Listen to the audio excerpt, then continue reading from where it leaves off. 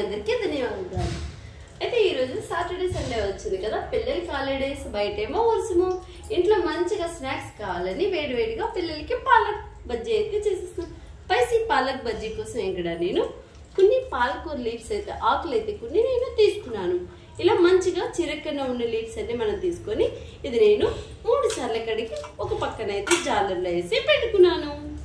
అదే పాలక్ బజ్జీ కోసం ఇప్పుడు మనం ఒక గిన్నె తీసుకొని ఆ గిన్నెలో మనం కాసంత శనగపిండిని అయితే వేసుకోవాలి. ఆ పాలకూరకి ఎంత శనగపిండి పడుతుందో నాకైతే తెలుసు కదా, అంత నేను తీసుకున్నాను. ఓకే, చీసా కూడా లాస్ట్ అయిపోయింది పిండి, ఇంకెందుకని చెప్పి మొత్తం వంపేసాను. మిగిలితే మిరపకాయలు ఉన్నాయి పక్కనే, దాంతో కూడా బజ్జీ వేసుకోవచ్చు అని చెప్పి. ఓకే, ఇప్పుడు ఇందులో మనం టేస్ట్కి తగినంత కారాన్ని వేసుకోవాలి. ఓకే, అలాగే కాస్తంత ధనియాల పొడిని కూడా వేసుకోవాలి.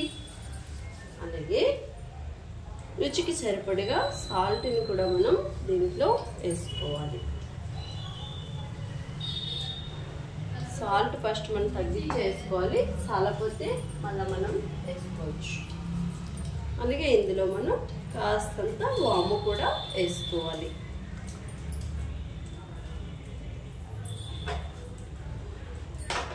అలాగే కాస్తంత టేస్ట్ కోసం మనం పసుపుని కూడా వేసుకోవాలి. ఓకే, ఇక్కడ వంట సోడా చాలా మంది వేస్తారు. వంట సోడా ఆరోగ్యానికి అంత మంచిది కాదు, అస్సలు వేయకండి.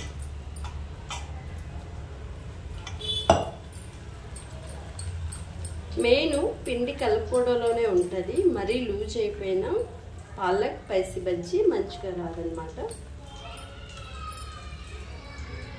చూసుకొని కాస్తగా వేసుకోండి. మరీ లూజ్ అవ్వకూడదు, మరీ థిక్నెస్ ఉండకూడదు.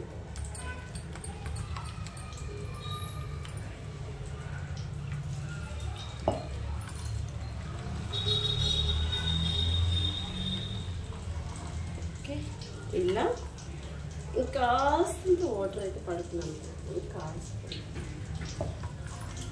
ఓకే,